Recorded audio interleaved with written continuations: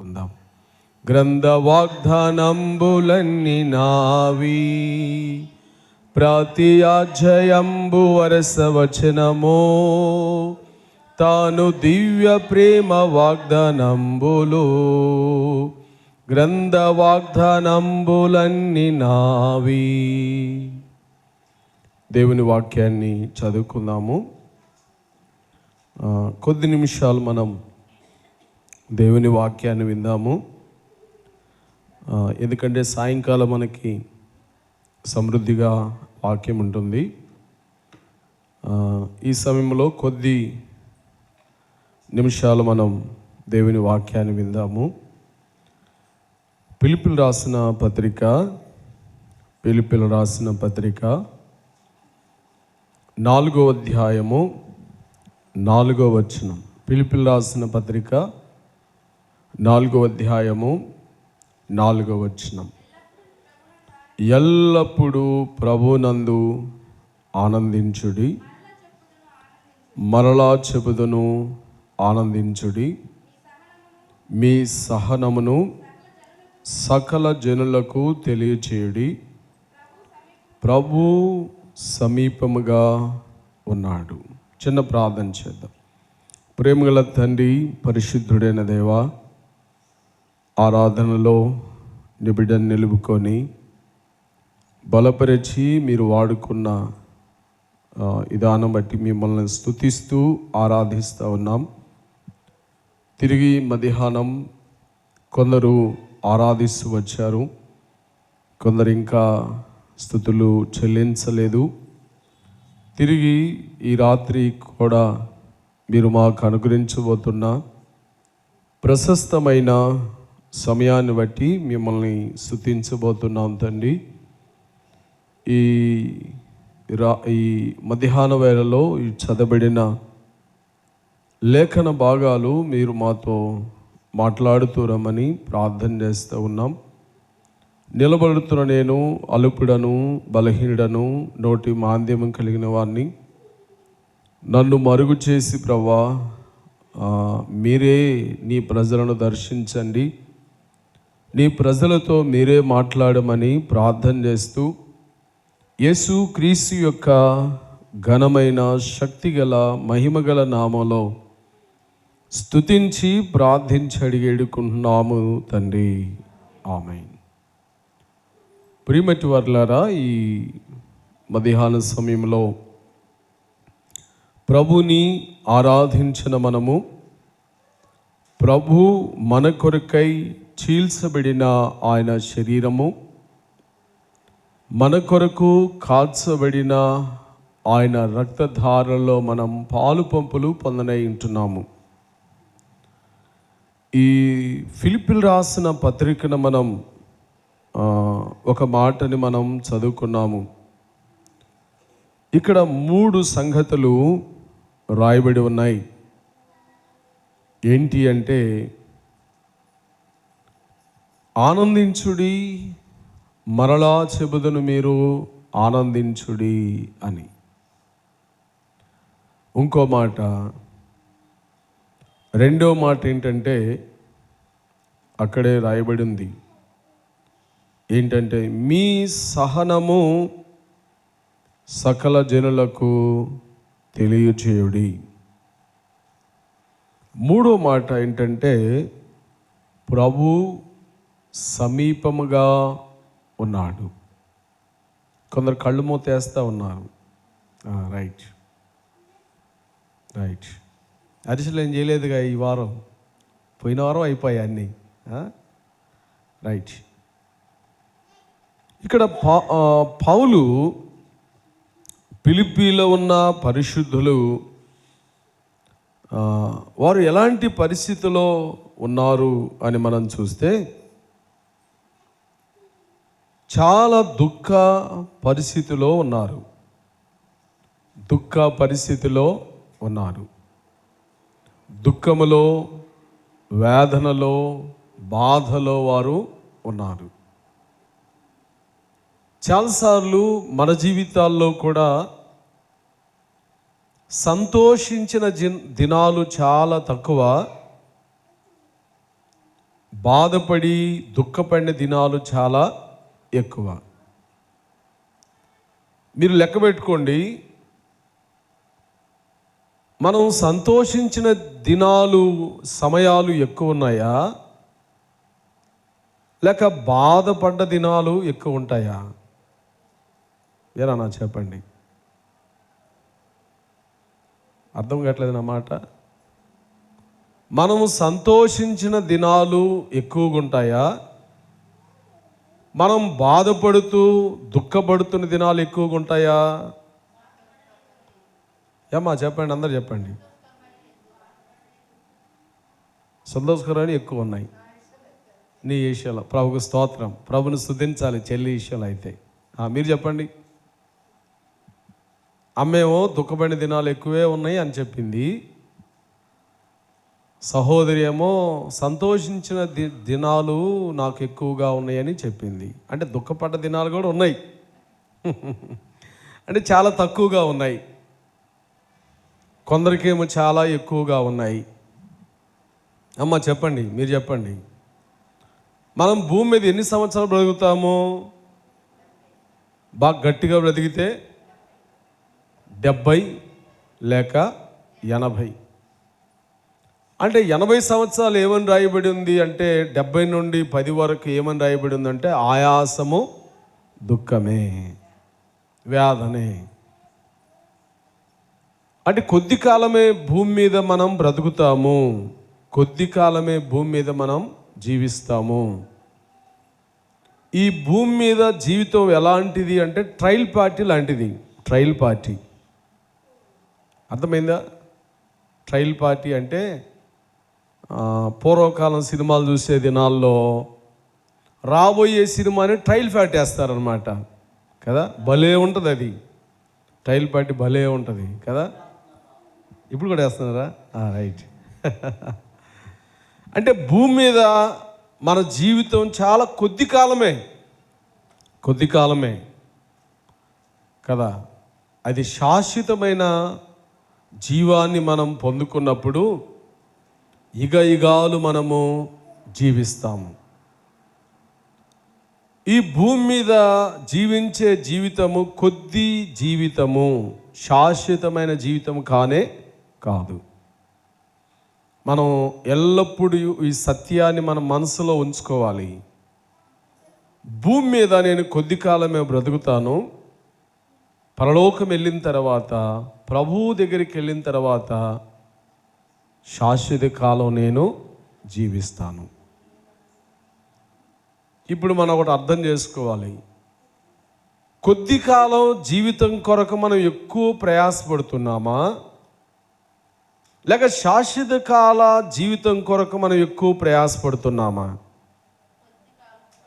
అందరూ మాట్లాడండి, సిస్టర్స్ మాట్లాడండి.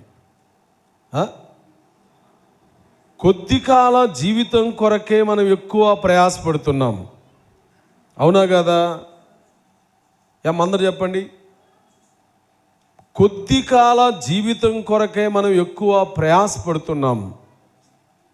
మనం పనులు చేసినా, ఉద్యోగం చేసినా, వ్యాపారం చేసినా, ఇంకా ఏదేది పని చేసినా దేని కొరకు ప్రయాసపడుతున్నాము?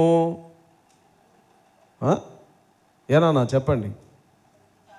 లోకంలో ఒక సామెత ఉంది. ఏంటి ఆ సామెత అంటే, కోటి ఇద్దెలు దేని కొరకంట?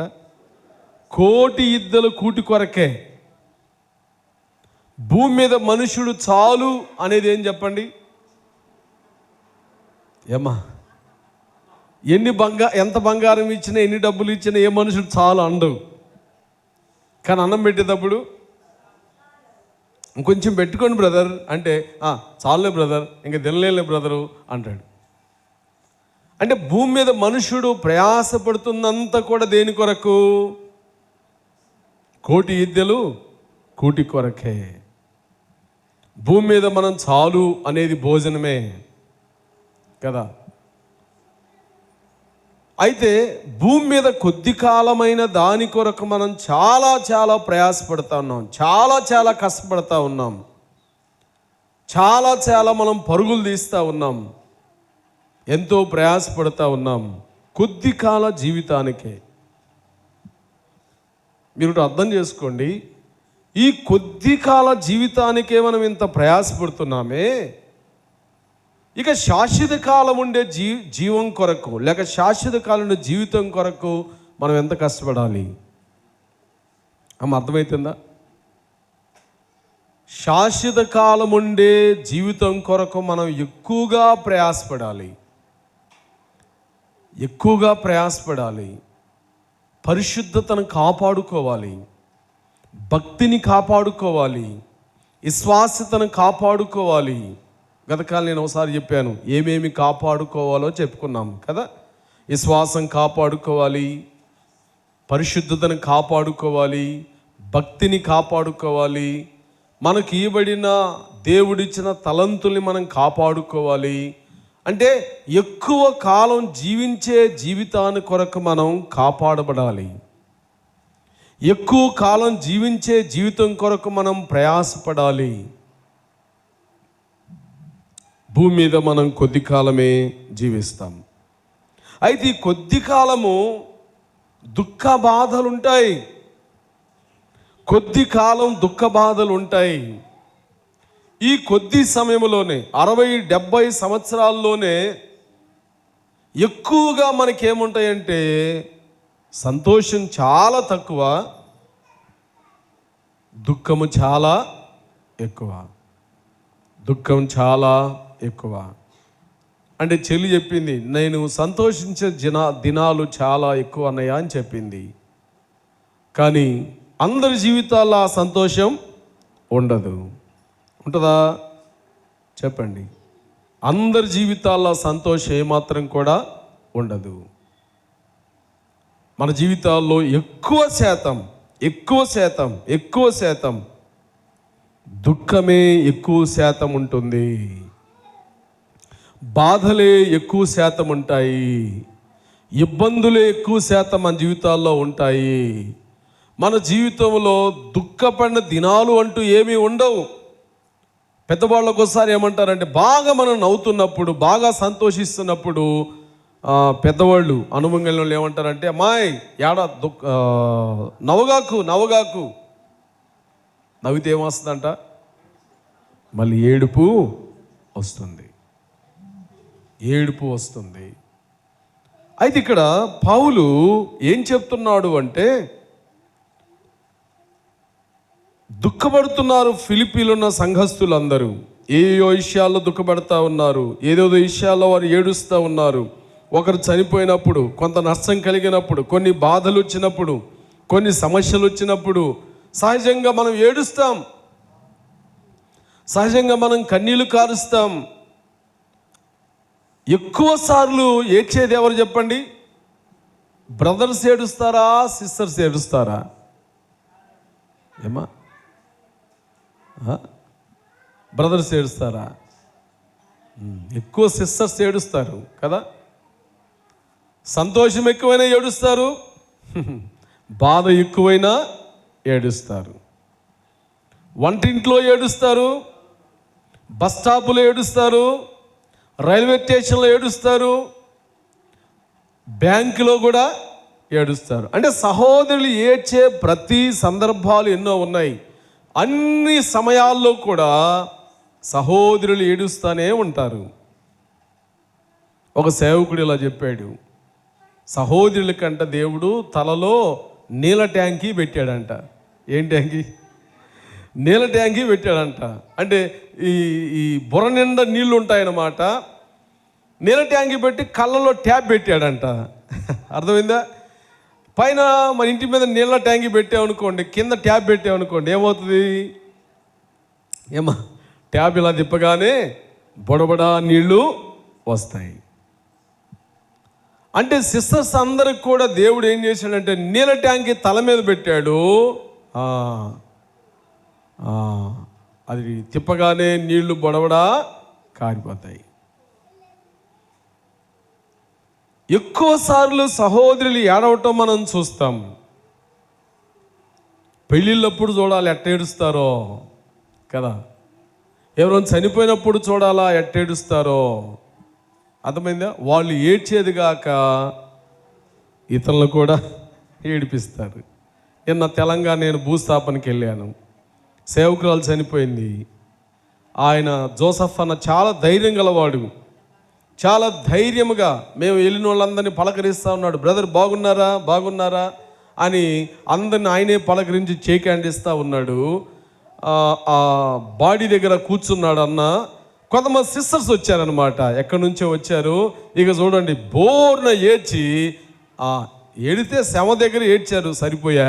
తర్వాత ఏం చేశారంటే మళ్ళీ ఆయన దగ్గర పోయి ఏడుస్తూ ఉన్నారు. వాళ్ళు ఏడడం చూసి ఆయన కూడా ఏడ్చాడు. అర్థమైందా? కొన్నిసార్లు సిస్టర్స్ ఏడుస్తారు, తర్వాత మనుషులను కూడా ఏడిపిస్తారన్నమాట కదా. అయితే సిస్టర్స్కి దేవుడిచ్చిన గొప్ప వరం అన్నమాట. ఏంటి చెప్పండి? ఏడవడం దేవుడిచ్చిన గొప్ప వరం కదా. అదేదో ప్రభు సన్నిధిలో ఏడిస్తే బాగుండు. పోయిన వారం మనం చెప్పుకున్నాం కదా, దేవుని సన్నిధిలో కన్నీళ్లు కాచి ప్రార్థన చేయాలి. కొంతమంది అంటారు, అదేంటి అన్నయ్య, ఊటప్పుడు ఏడుస్తాను కానీ అన్నయ్య ప్రార్థనప్పుడు ఏడుపు రాదంట. కొంతమందికి ఉట్టప్పుడు ఏడుస్తారు కానీ ప్రార్థనలో ఏడవడం కొంతమందికి చేత కాదు. కొంతమందికి ప్రార్థనలో కన్నీరు రాదనమాట.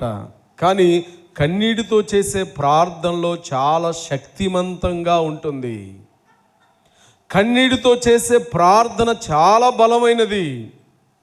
బైబిల్లో చాలామంది కన్నీటితో ప్రార్థన చేస్తే దేవుడు జవాబిచ్చాడు కదా. హిజ్కియా కన్నీరుతో ప్రార్థన చేశాడు. మరణ పడక మీద నుంచి హిజ్కియా లేవనెత్తబడ్డాడు. హాగరు కన్నీటితో దేవునికి మొరపెట్టింది. హాగరు కన్నీటితో దేవునికి మొరపెట్టింది. ఇస్మాయేలు వాస్తవానికి చనిపోవాలి. ఇస్మాయేలు అరణ్యములో చనిపోవాలి. బైబిల్లో మనం చూస్తాం కదూ, ఆ పిల్లవాని మరణము చూడలేక హాగరు వెళ్ళి ఏడ్చింది దేవుని సన్నిధిలో. హాగరు కన్నీటిని చూసిన ప్రభు అమ్మా ఏం చేశాడు అక్కడ? అద్భుతం. ఎడారిలో సెలయేరులు అన్నట్లుగా ఎడారిలో నీటి ఊటలు పుట్టాయి. ఎడారిలో నీటి ఊటలు పుట్టాయి. దేవుడు ఇచ్చేది సమృద్ధి. అమ్మ అర్థమైందా? లేఖనాల్లో మనం చూస్తున్నప్పుడు ఇస్మాయేల్ని వదిలిపెట్టడానికి అబ్రహాము వెళ్ళినప్పుడు అబ్రహాం ఏమిచ్చాడు అంటే హాగర్కి ఇస్మాయిల్కి ఒక నీళ్ళ బుడ్డి ఇచ్చాడంతే. అబ్రహాము షారా ఇస్మాయిల్కి నీళ్ళ బుడ్డి ఇచ్చాడు. కానీ దేవుడు ఏమిచ్చాడు తెలుసా? నీళ్ళ ఊటలు ఇచ్చాడు. ఇప్పటికి కూడా మక్కాలో నీళ్లు ప్రవహిస్తూ ఉంటాయి. ముస్లిం సహోదరులు మక్కాకి వెళ్ళినప్పుడు ఆ నీళ్ళ ఊటలను దర్శించి వస్తారంట. అంటే ఇప్పటికి కూడా నీళ్లు ప్రవహిస్తూ ఉన్నాయి. సమృద్ధి దేవుడు ఇచ్చేది సమృద్ధి, మనుషులు ఇచ్చేది కొంచెమే. కొన్నిసార్లు మనుషులు మనకేమైనా చేసి మనకేమైనా ఇచ్చి ఏం చేస్తారు నాన్న? దెప్పేస్తూ ఉంటారు కదా. కూరగాయలు దెప్పిళ్ళకు ఇది అంటారు కదా, దెప్పేస్తూ ఉంటారు. కానీ దేవుడు ఎప్పుడు మనల్ని దెప్పేయడు అన్నమాట. నేను నీకు ఇచ్చాను కదరా అని అంటే ఎప్పుడు ఇస్తూనే వస్తాడు, సహాయం చేస్తూనే వస్తాడు, సమృద్ధిని ఇస్తూనే వస్తాడు. హాగరు కన్నీటిని ప్రభు చూసి నీళ్ళ ఊటను దేవుడిచ్చాడు. ఇప్పటికి కూడా ఆ నీరు ప్రవహిస్తూనే ఉంది. ఇక్కడ సత్యాన్ని మనం ఎరగాలి. దేవుడు ఇచ్చేది సమృద్ధి, మనుషులు ఇచ్చేది కొంచెమే. అబ్రహాం ఇచ్చింది కొంచెమే, కానీ దేవుడిచ్చేది సమృద్ధి. హాగరు కన్నీటిని ప్రభు చూశాడు, ఇస్మాయేలు కన్నీటిని ప్రభు చూశాడు. లేఖనాల్లో హిజ్కియా కన్నీటిని ప్రభు చూశాడు, యాయూరు యొక్క కన్నీటిని ప్రభు చూశాడు, ఎదరాన్ల యొక్క కన్నీటిని ప్రభు చూశాడు. బైబిల్లో వారి కన్నీటిని ఆయన చూసెను. ఇస్మాయిల్ యొక్క కన్నీరును దేవుడు చూసెను. నిజంగా మన దేవుడు ఎంత మంచివాడో. మనం కన్నీళ్లు కారుస్తే ప్రభు గుండె కరిగిపోతుంది. అర్థమవుతుందా? మనం కన్నీళ్లు కారిస్తే ప్రభు గుండె నీరైపోతుంది, ప్రభు గుండె కరిగిపోతుంది. కన్నీటి ప్రార్థనకు దేవుడి వెంటనే జవాబిస్తాడు. హన్నా దేవుని సన్నిధిలో వెళ్ళి, గుడ్రాలుగా ఉన్నది ఆమె, గుడ్రాలుగా ఉన్న హన్నా దేవుని సన్నిధిలోకి వెళ్ళి బోరున ఏడ్చింది, బోరున ఏడ్చింది. అర్థమవుతుందా? బోరున ఏడ్చింది. దేవుడు అన్న కన్నీటిని చూశాడు. లేఖనాల్లో 2 రకాల కన్నీళ్లు ఉన్నాయి. అర్థమవుతుందా? ఒకటేమో ఆత్మ సంబంధమైన కన్నీరు, రెండోదేమో శరీర సంబంధమైన కన్నీరు. శరీర సంబంధమైన కన్నీరు సముద్రంలో కలిసిపోతాయి నీళ్లు. శరీర సంబంధమైన కన్నీళ్లు అవి సముద్రంలో కలిసిపోయినట్లు కలిసిపోతాయి. కానీ ఆత్మ సంబంధమైన కన్నీటికి దేవుడు వెలగడతాడు. ఆత్మ సంబంధమైన కన్నీటికి దేవుడు జవాబిస్తాడు. ఆత్మ సంబంధమైన కన్నీటిని దేవుడు చూసి ప్రతిఫలం ఇస్తాడు. అంటే 2 రకాల కన్నీరు ఉన్నాయి. శరీర సంబంధమైన కన్నీరు ఉన్నది, ఆత్మ సంబంధమైన కన్నీరు కూడా ఉంది. ఆత్మ సంబంధమైన కన్నీటికి దేవుడు ఉన్నతమైన జవాబిస్తాడు. హన్న దేవుని సన్నిధిలో గుడ్రాలుగా ఉన్న అన్న ఏం చేసింది? నాన్న కన్నీళ్లు కాచి ఆమె ప్రార్థన చేసింది. ఎవరైనా గుడ్రాలుగా సంతానము లేకుండా ఉంటే, బిడ్డలు లేకుండా ఉంటే వాళ్ళు ప్రార్థన చేయాలి. భార్య భర్త కొరకు ప్రార్థన చేయాలి. మీకు తెలుసా, భర్త గినక భార్య గుడ్రాలుగా ఉన్నప్పుడు భర్త గినక ప్రార్థన చేసే 2 బిడ్డలు వస్తారు. గర్భఫలము కవల పిల్లలు పుడతారు. వాక్యలో మనం చూస్తాం. ఇస్సాకు, చెప్పండి, ఇస్సాకు తన భార్య కొరకు ప్రార్థన చేయగా, ఇస్సాకు భార్య గుడ్రాలు గనుక ఇస్సాకు ఆమె విషయములో ప్రార్థన చేయగా, ప్రతి పురుషుడు కూడా తమ భార్య కొరకు ప్రార్థన చేయాలి. కొన్నిసార్లు ఎక్కువ సిస్టర్సే చేస్తూ ఉంటారు. అయ్యా మా ఆయన కాపాడయ్యా, మా ఆయన పనికి వెళ్ళాడు, వ్యాపారానికి వెళ్ళాడు, ఉద్యోగానికి వెళ్ళాడు, మా భర్తను కాపాడు ప్రభు అని ఎక్కువసార్లు సిస్టర్సే ప్రార్థన చేస్తూ ఉంటారు కదా. భర్త కొరకు ఎవరు ఎక్కువ ప్రార్థన చేస్తారు? ఏమా? భర్త కొరకు ఎక్కువ ప్రార్థన చేస్తారు సిస్టర్స్ కదా. కానీ భర్తే భార్య కొరకు ప్రార్థన చేయాలి. అర్థమవుతుందా? అర్థమవుతుందా? భర్త ఏం చేయాలి? తన భార్య కొరకు ప్రార్థన చేయాలి. దేవా, నాకు భార్యనిచ్చావు, నీకు స్తోత్రం. నా భార్యకి మంచి ఆరోగ్యాన్ని ఇవ్వయ్యా, నా భార్యను కాపాడయ్యా. బైబిల్ ఏముందంటే, తన భార్యని ప్రేమించువాడు తన్ను తాను ప్రేమించుకుంటున్నాడు. ఎఫెసీ పత్రికలో మాట చూస్తాం. ఏం చెప్పండి? తన భార్యను ప్రేమించువాడు తన్ను తాను ప్రేమించుకుంటున్నాడు. ఎందుకు తను తాను ఎలా ప్రేమించుకుంటున్నాడు చెప్పండి? బ్రదర్స్ చెప్పండి. తన్ను తాను ఎలా ప్రేమించుకుంటున్నాడు అంటే, భార్య భర్తలో సగభాగమై ఉన్నది. భార్య ఎవరు తెలుసా? భర్తలో ఉన్న ఎముక, భర్తలో ఉన్న మాంసం. అర్థమవుతుందా? ఆదాముకి 2 పక్కల ఎముకలు ఉన్నాయి, ఒకవైపు ఎముక తక్కువ అంట ఆదాముకి. అలానే పురుషులకు కూడా అలానే పురుషులకు కూడా ఒకవైపు ఎముక తక్కువగా ఉంటుంది, ఒక ఎముక తక్కువగా ఉంటుంది. స్త్రీలకి రెండు వైపుల ఎముకలు సమానంగా ఉంటాయి. పురుషునికి ఒకవైపు ఎముక ఒకటి తక్కువగా ఉంటుంది, పక్కటెముక. అంటే ఈ పక్కటెముకే స్త్రీ.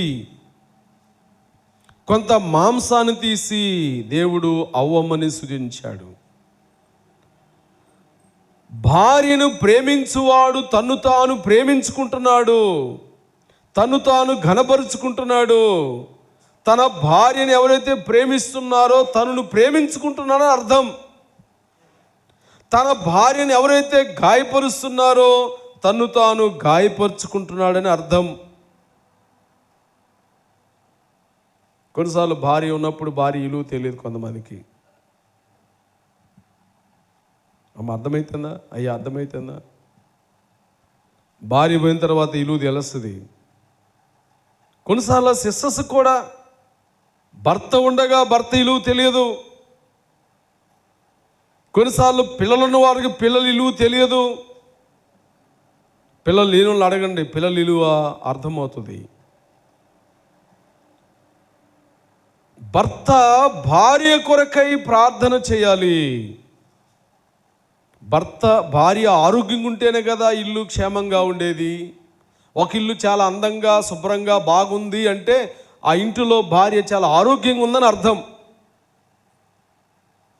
ఒక ఇల్లు బాగోలేదు అంటే చెత్తా చెదారం మురికి బట్టి ఉందంటే ఆ ఇంటిలో భార్య ఆరోగ్యం సరిలేనట్లు అర్థం. అర్థమైందా? ప్రతి పురుషుడు తన భార్య కొరకు ప్రార్థన చేయాలి. ఇసాకు తన భార్య కొరకు ప్రార్థన చేశాడు. గొడ్రాలుగా ఉండగా ఇసాకు తన భార్య కొరకు ప్రార్థన చేశాడు. ఇంకా ఎవరు ప్రార్థన చేశారు బైబిల్లో చెప్పండి భార్య కొరకు? చెప్పండి సిస్టర్, చెప్పండి. భార్య కొరకు ఇంకొక ఆయన కూడా ప్రార్థన చేశాడు. ఏమా చెప్పండి, ఇద్దరు వాళ్ళు చెప్పండి. అబ్రహాము భార్యను ఎల్కిమెలెకు అనే ఒక రాజు తీసుకుని వెళ్ళిపోయాడు. ఎందుకు తీసుకుపోయాడు? మంచి ఉద్దేశంతోనే. ఈయన ఏం చెప్పాడంటే ఈ శారా చాలా అందమైంది, చాలా చక్కంది, ఈయన చంపి ఆమెను తీసుకుని వెళ్ళిపోతారని చెప్పి వాళ్ళు ఏ ప్రదేశానికి వెళ్ళినా ఏ ప్రాంతానికి వెళ్ళినా అబ్రహాము శారాలు ఒక అబద్ధం ఆడేవాళ్ళు. ఏం అబద్ధం ఆడేవారు? చెల్లెలని చెప్పేవాడు, ఆమెమో నా అన్నని చెప్పేదన్నమాట.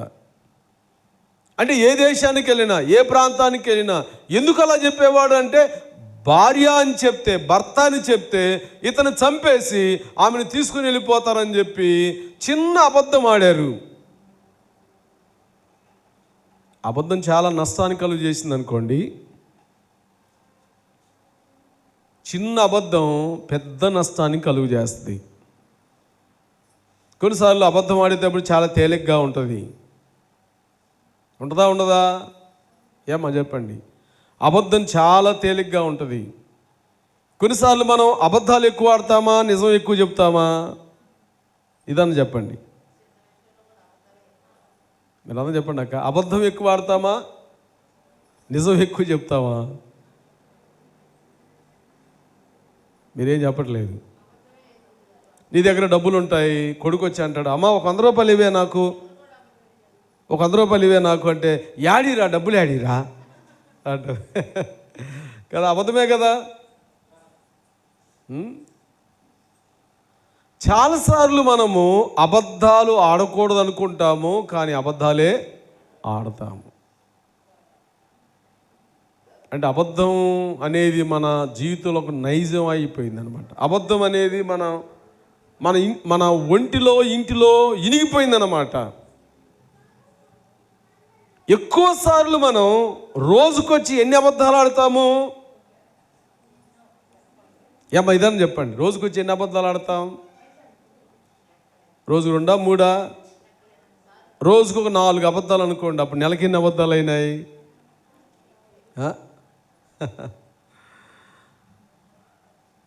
శారా అబ్రహాములు అబద్ధాలాడి నష్టాన్ని తెచ్చుకున్నారు. ఒకసారి అబద్ధాల గురించి బోధ చేశాం చాలా రోజుల క్రితం. బైబిల్లో చాలామంది అబద్ధాలాడి నష్టపోయారు. అననీయ సపీరా కదా, అమ్మా మీ భూమి ఎలా ఇంటికి అమ్మారా, ఇంతేనా డబ్బులు వచ్చింది, ఇంతేనా సొమ్ము వచ్చింది అని భర్తను అడిగాడు పేతురు. భర్త వచ్చి ఇంతే అని అబద్ధం ఆడాడు, చనిపోయాడు. వెంటనే డమిక్కిని పడ్డాడు. మళ్ళీ ఆయన భూస్థాపన చేసి వచ్చారు. వాళ్ళు ఇంకా కాళ్ళు కడుక్కొని కాళ్ళు ఆరలేదు. లోపలికి రాగానే భార్య కూడా వచ్చింది. భార్య కూడా రాగానే పేతురు అడిగాడు, యామా ఇంతేనా మీ పొలం అమ్మింది? అంతేనయ్యా. ఆమె కూడా డెమిక్ కింద వెళ్ళి చనిపోయింది. అంటే నేను అనుకుంటాను అప్పుడప్పుడు ఇలా సంఘములో అబద్ధాలు చెప్పిన వాళ్ళందరూ డెమిక్కిని దొల్లిపోతే సంఘం ఏమైనా ఉంటుందా? సంఘంలో ఒక్కడు కూడా ఉండరు. అంటే ఆ కాలంలో అలా జరిగింది. ఆ కాలంలో జరిగింది. గేహాజీ పరిగెత్తుకుంటూ వెళ్ళిపోయాడు రథం వెంబడి. రథం వెంబడి వెళ్ళిపోతుంటే ఎలీషా అడిగాడు, ఓ గేహాజీ ఎక్కడికి వెళ్ళావు నువ్వు? నేను ఎక్కడికి పోయానయ్యా, ఇక్కడే ఉన్నాగా అంటే నిజం చెప్తే ఎంత బాగుండేది. అయ్యా కొద్దిగా అవసరం వచ్చింది, నాకు బంగారం ఎండి వస్త్రాలు కొన్ని అవసరం వచ్చాయి. ప్రవక్త దగ్గర ఇంతకాలం పనిచేసావు కదా, ప్రవక్త దగ్గర ఏమైనా నువ్వు తెస్తున్నావని భార్య అడిగింది. అందుకని ఏదో కొంత మేలు కలిగిద్దని రథం వెంబడి వెళ్ళి కొంత సొమ్ముని నేను తెచ్చుకున్నాను దైవజనుడా అని చెప్తే ఎంత బాగుండేది. కొన్నిసార్లు నిజం ఒప్పుకుంటే క్షమాపణ దొరుకుతుంది. మీరు చూడండి, ఎవరైనా ఒక వ్యక్తిని చంపి జైలుకి వెళ్ళాడు అనుకోండి, పోలీస్ స్టేషన్కి వెళ్ళాడు అనుకోండి, శిక్ష తగ్గిపోతుంది. చేసిన నేరం ఇతడు ఒప్పుకున్నాడు, యథార్థంగా ఒప్పుకున్నాడు అని చెప్పి శిక్ష వేస్తారు కానీ తగ్గిస్తారు. గేహాజీ ఏం చేశాడు? రథం వెంబడి వెళ్ళి బంగారము ఎండి సీనారు వస్త్రాలు తెచ్చుకున్నాడు. ఎలీషా అడిగాడు, అయ్యా ఎక్కడికి వెళ్ళావు నా కుమారుడా అంటే, నేను ఎక్కడికి వెళ్ళలేదు, ఇక్కడే ఉన్నాను. కొన్నిసార్లు సంసార జీవితంలో భార్య భర్తలు ఒకరికొకరు అబద్ధాలు చెప్పుకుంటూ ఉంటారు. వారికి పుట్టిన పిల్లలకు కూడా అబద్ధాలు చెప్పుకుంటూ ఉంటారు. అంటే పిల్లలకు అర్థమైతే అన్నమాట, మా నాన్న అబద్ధం చెప్తున్నాడు, మా అమ్మ అబద్ధం చెప్తుందని. అబద్ధం చెప్తుందని అర్థమైపోద్ది వాళ్ళకి. వాళ్ళు మీ నుండి అబద్ధాలు వారు నేర్చుకుంటారు. శారా అబ్రహాములు అబద్ధాలు చెప్పి నష్టపోయారు.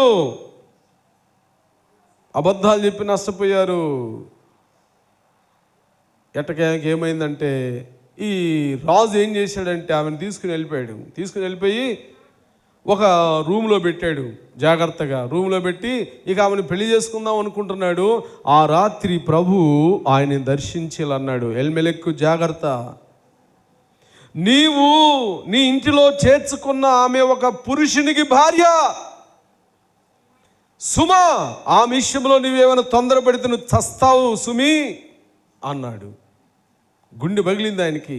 అయ్యా నేను ఆ పని యథార్థంగానే చేశానయ్యా, చెల్లెలని చెప్పాడయ్యా, అందుకని తెచ్చుకున్నానయ్యా అని చెప్పి దేవునితో మాట్లాడాడు. ఇదిగో అతను నీ కొరకు ప్రార్థన చేస్తున్నాడు, తీసుకెళ్ళి ఆమెను ఆయనకు అప్పగించు.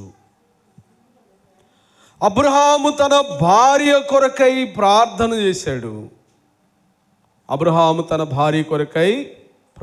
చేశాడు. భార్య కాపాడబడింది. నిజంగా ఎప్పటి నుంచి ప్రార్థన చేసినాడు చెప్పండి? ఈయన వచ్చి లాక్కొని తీసుకుని వెళ్ళిపోయాడు. ఆ నుంచి ప్రార్థన ప్రారంభించి ఉంటాడు. ప్రభువా, నా భార్య అపవిత్రాలు కాకూడదు, ఆ వ్యక్తి చేతిలో పడకూడదు అని చెప్పి. వినండి, అబ్రహాము తన భార్య కొరకై ప్రార్థన చేశాడు. భార్య కాపాడబడింది.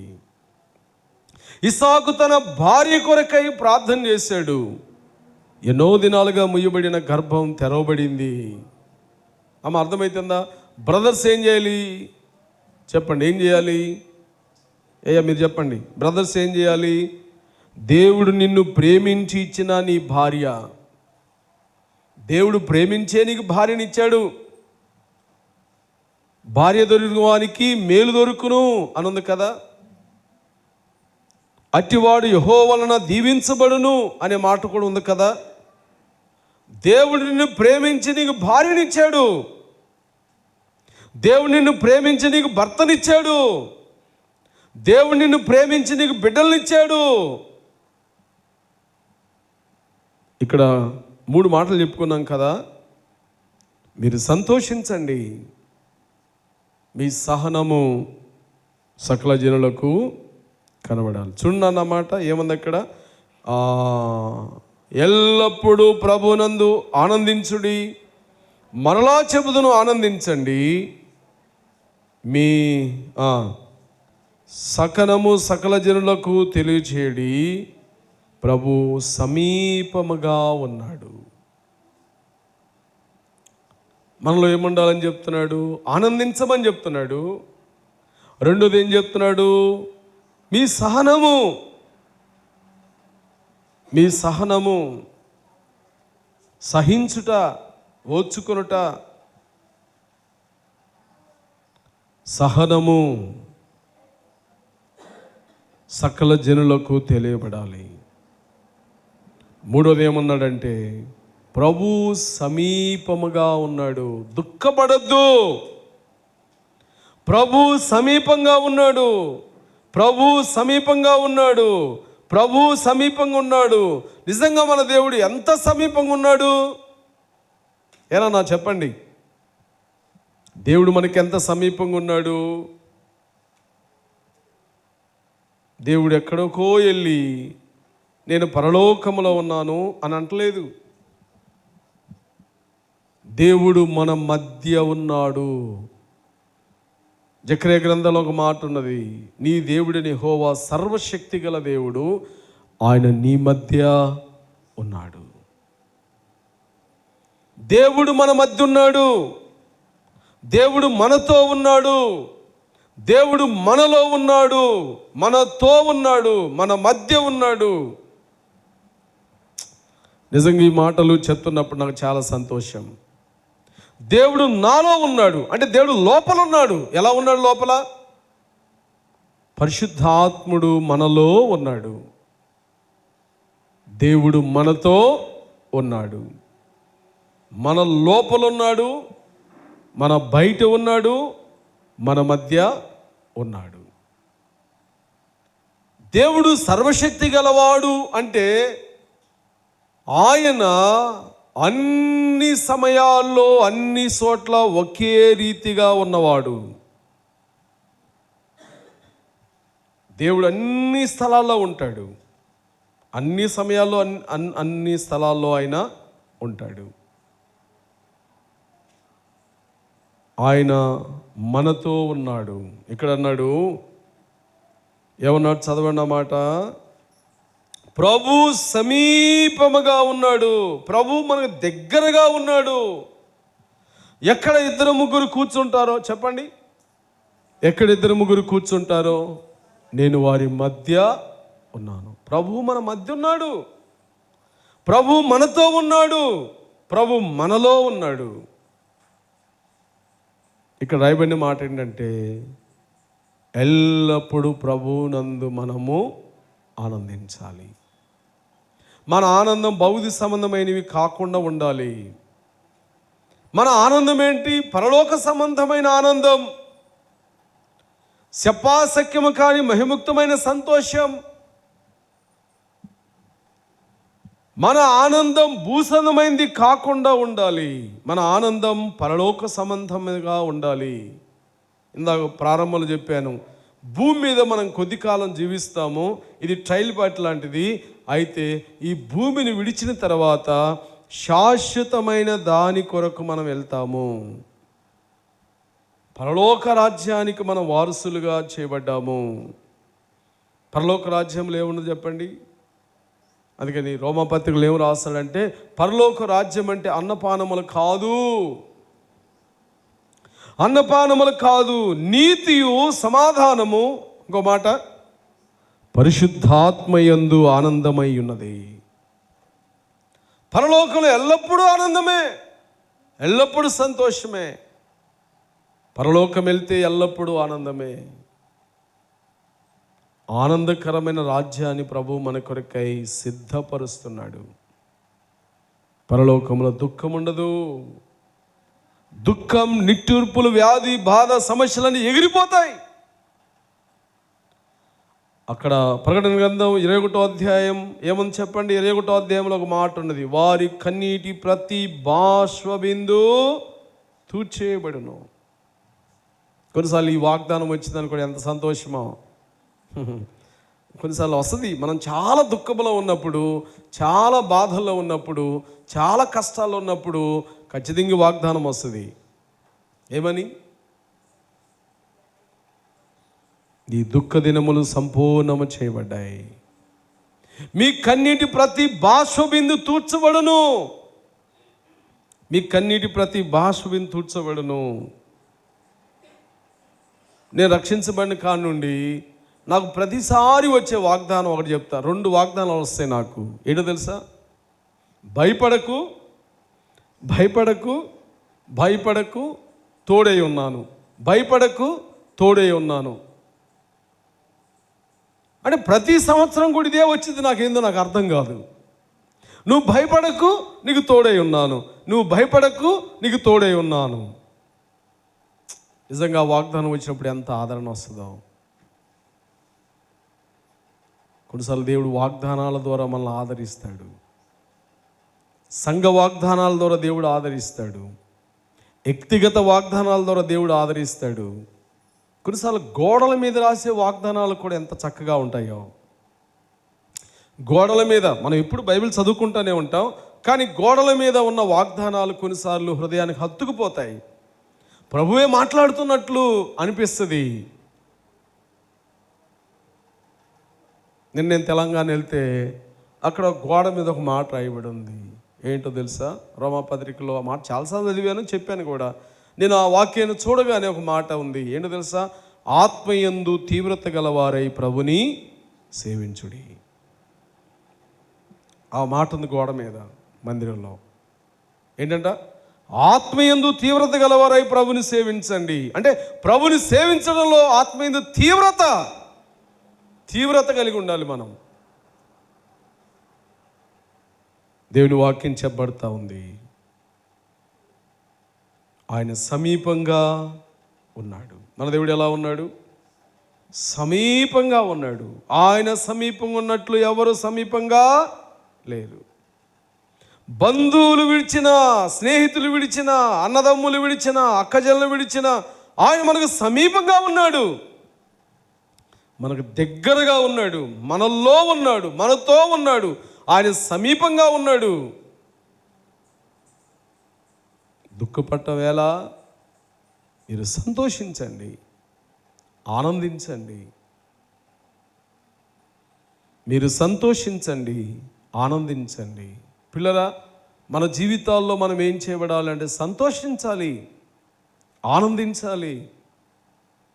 బాధల్లో, కష్టాల్లో, ఇరుకుల్లో, ఇబ్బందుల్లో మనం సంతోషించాలి, ఆనందించాలి.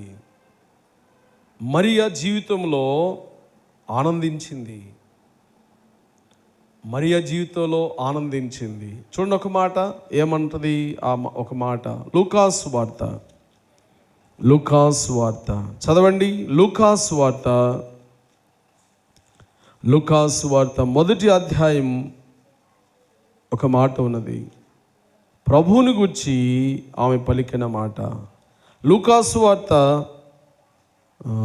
1వ అధ్యాయం 48వ వచనం.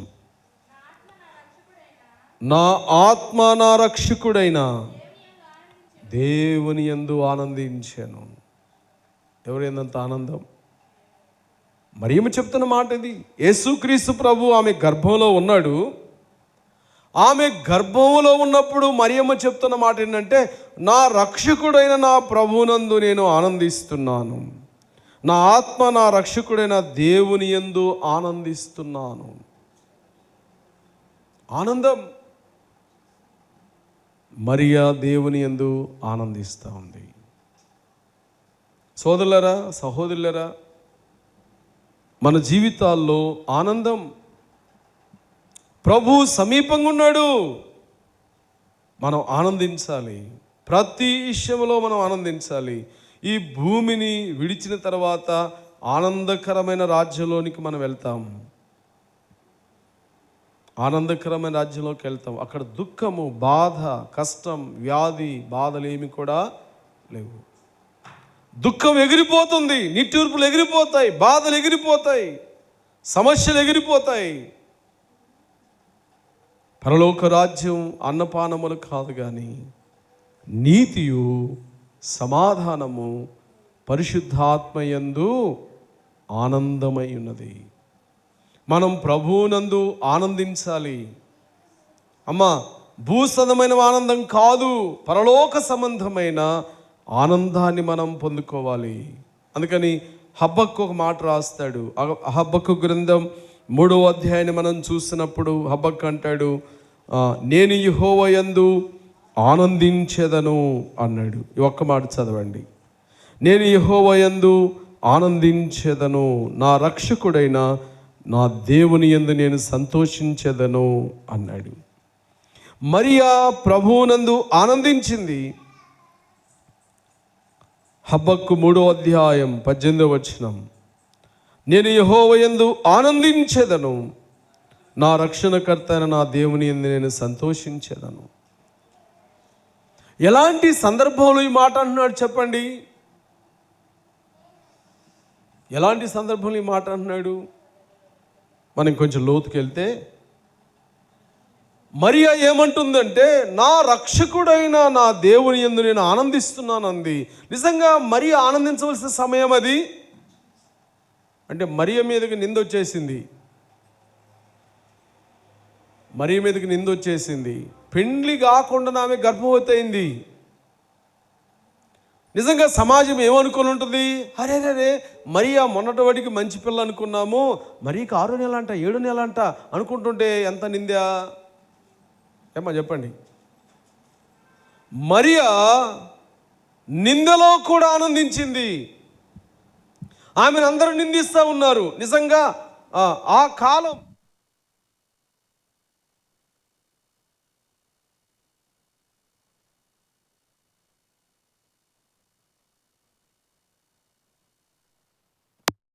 మరియమున్న కాలం కృపాకాలం కాదు. దాని గురించి రాయబడిన మాట ఏంటంటే అజ్ఞాన కాలం. మరియమున్న కాలం ఏం చెప్పండి?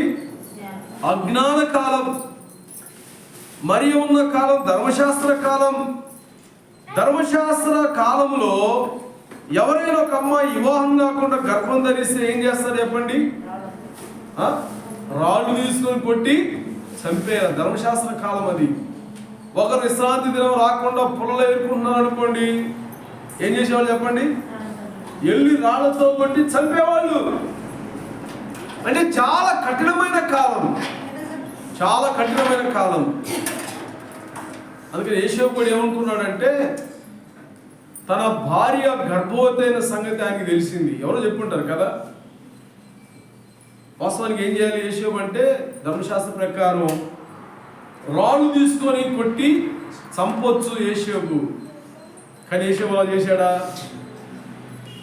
యేషోబు తన భార్య క్షేమాన్ని కోరుకున్నాడు. అర్థమైందా? ఏంది ఈరోజు భార్యల గురించి వస్తుంది అంత భర్తలు? నాకు తెలియదు. వినండి. యేషోబు తన భార్య క్షేమం కోరుకున్నాడు.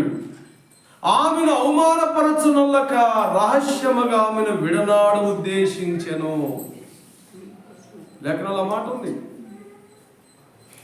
ఆమెను అవమానపరచునొల్లక ఏం చేశాడంట? రహస్యముగా ఆమెను విడనాడు ఉద్దేశించెను. నిజంగా వాస్తవానికి ఏం చేయొచ్చు? యేషోబు ఆమెను రాళ్ళు తీసుకొని కొట్టి చంపొచ్చు కదా. తీసుకొని వచ్చి కొట్టి చంపొచ్చు, కానీ చంపాడా? రహస్యంగా వదిలిపెడదాం, మనకెందుకని. మరియా మేలు కోరాడు యేషవు, మరియా క్షేమం కోరాడు యేషవు. అందుకని ప్రతి భర్త భార్య క్షేమం కోరుకోవాలి, భార్య కొరకై ప్రార్థన చేయాలి, భార్య క్షేమాన్ని కోరుకోవాలి. అయ్యా, అర్థమవుతుందా? యేషోబు ఆమెను రహస్యంగా విడిచిపెడదామని అనుకుంటే ఆ రాత్రే దేవుడు యేషోబును దర్శించి అన్నాడు, యేషోబు నీతిమంతుడా, నీ భార్యను చేర్చుకోవడానికి నీవు భయపడవద్దు. ఆమె పరిశుద్ధాత్మ వలన గర్భం ధరించింది. నువ్వు అనుకున్నట్లు కాదు, ప్రజలు చెప్పినట్లు కాదు. ఆమె పరిశుద్ధాత్మ వలన గర్భం ధరించింది. ఆమెను చేర్చుకోవడానికి నువ్వు ఏమాత్రం భయపడవద్దు. చూసారా? మరియా నిందల్లో ఆనందించింది, అవమానాల్లో ఆనందించింది. నిజంగా మన మీద ఎవరైనా నిందేస్తే, ఎవరైనా మనల్ని అనుమానపరిస్తే, ఎవరైనా మనల్ని చెడ్డ మాటలు పలికినప్పుడు మనం ఏం చేస్తాం? నిందలు అవమానాలు వచ్చినప్పుడు మనం సంతోషించడం సాధ్యం కాదు. కానీ మరియా ఎంతోమంది నిందలేస్తూ ఉన్నారు, ఎంతోమంది అవమానపరుస్తున్నారు, ఎంతోమంది ఎక్కిరిస్తున్నారు, హేళనగా చూస్తూ ఉన్నారు. అయినా ఏమంటున్నామే? నా రక్షకుడైన నా ప్రభువునందు నేను ఆనందిస్తున్నాను. సాధ్యమా? మనకు సాధ్యమా చెప్పండి? నిందల్లో అవమానాల్లో ఆనందించడం సాధ్యపడుతుందా? అందుకని మత్తయి సువార్తలో మనం చూసాము. మత్తయి సువార్తలో 5వ అధ్యాయంలో ఒక మాట ఏముందంటే, లేఖనాల్లో ఒక మాట ఉన్నది, నా నిమిత్తము జనులు మిమ్మల్ని నిందించి మీ మీద చెడ్డ మాటలల్లో పలికినప్పుడు మీరు ఆనందించండి, మీరు సంతోషించండి, మీ ఫలము చెప్పండి అధికమగును అన్నాడు. సాధ్యమవుతుందా? నువ్వు చెయ్యని నేరం నీ మీదకి వచ్చినప్పుడు, నువ్వు చెయ్యని పనులు నీ మీదకి వచ్చినప్పుడు, ఎవరైనా నీ మీద అట్లా నిందిస్తున్నప్పుడు తట్టుకోగలుగుతావా? మరియా నిందలు భరిస్తూ ప్రభువులో ఆమె ఆనందించింది. ఇందాక మన హబక్కు గ్రంథం అని చదువుకున్నాం. ఈ హబక్కు గ్రంథములో హబక్కు ఏమంటాడంటే, నేను యెహోవా యందు ఆనందించేదను అన్నాడు. అంటే పరిస్థితులు ఎలా ఉన్నాయి అప్పుడు? ఏనా పరిస్థితులు ఎలా ఉన్నాయి? కొన్నిసార్లు అన్నీ బాగున్నాయి అనుకోండి, ఎలా ఉంటాం? అన్నీ బాగున్నాయి, అన్నీ కలిసి వస్తున్నాయి, అన్నీ మేలు జరుగుతున్నాయి. మనం ఏది పట్టుకున్నది బంగారం అవుతా ఉంది. చెప్పండి, ఏది పట్టుకున్నది బంగారం అవుతుంది. మట్టి పట్టుకున్న బంగారం అవుతుంది, చెట్టు పట్టుకున్న బంగారం అవుతుంది, ఏది పట్టుకున్న బంగారం అవుతుంది. ఎలా ఉంటాం? చెప్పరే?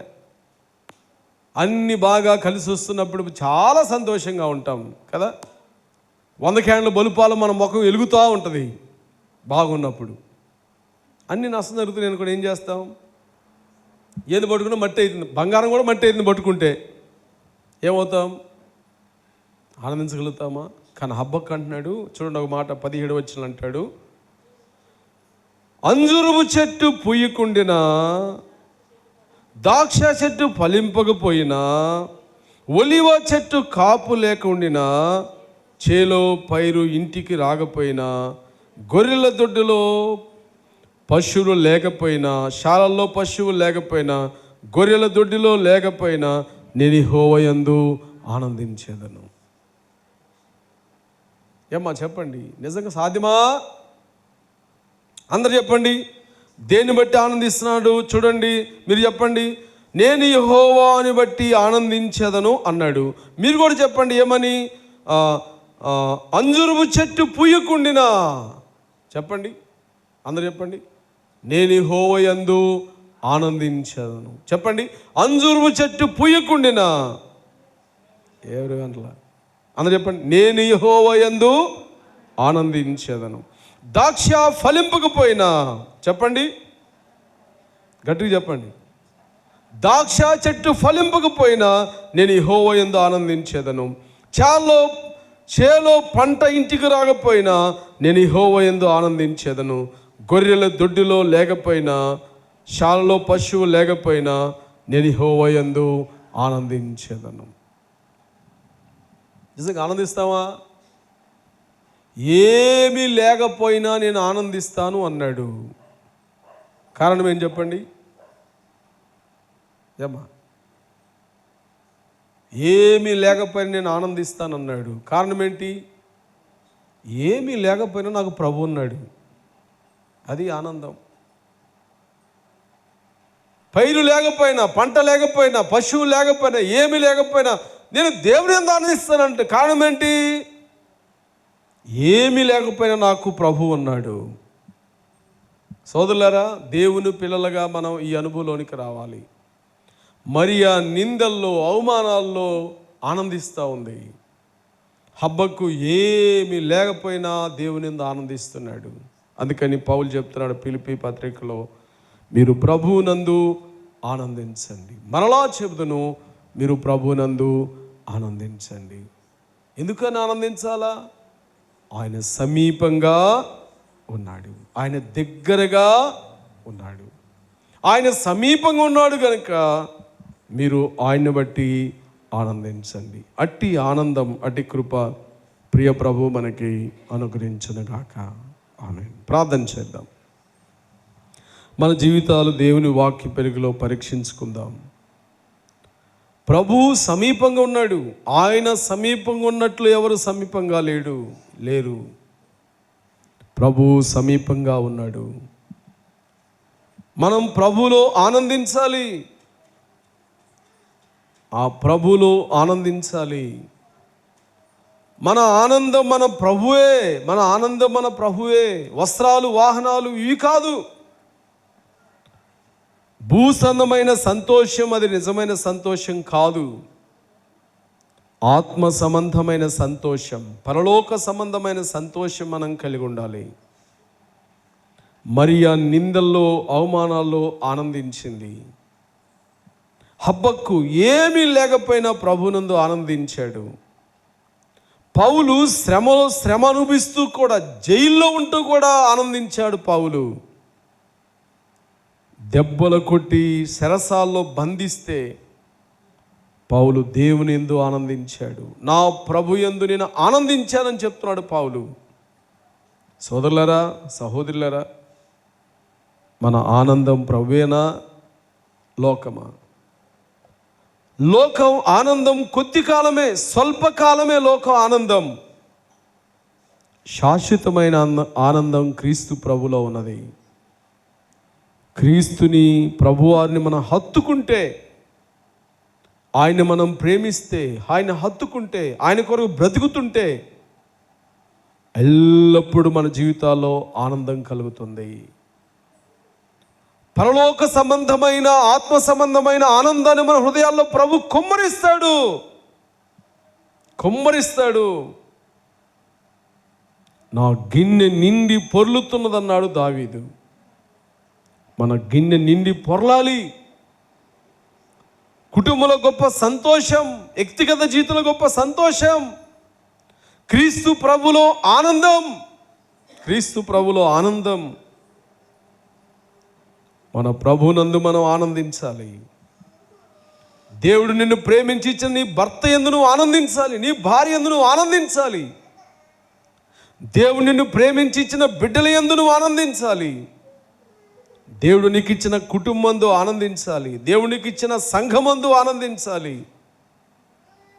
ప్రభువుని రక్షించుకొని తన స్వకీయ సంపాద్యముగా ప్రభుని చేశాడు. ప్రభువుని బట్టి నీవు ఆనందించాలి. నా ప్రభు నాకున్నాడు, నేను ప్రభు యందు తప్ప దేని యందు కూడా ఆనందించను. అతిశయించువాడు ప్రభువుని బట్టే మనం అతిశయించాలా, ప్రభువుని బట్టే మనం ఆనందించాలా. ఎండి బంగారాలు, ధనం, ఔశ్వర్యం ఇవన్నీ కూడా దినం వెళ్ళిపోతాయి. ఇవి శాశ్వతమైనవి కావు. శాశ్వతుడైన ప్రభు మనకున్నాడు. శాశ్వత దేవుడు మనకున్నాడు. దేవుని బట్టి మనం ఆనందిద్దాం, ఆయనయందు మనం సంతోషిద్దాం. మన హృదయాలు దేవుని వాక్యపిల్లలో పరిశీలించుకొని యోగ్యమైన రీతిగా ప్రభు బలకి మనం సమీపిద్దాం.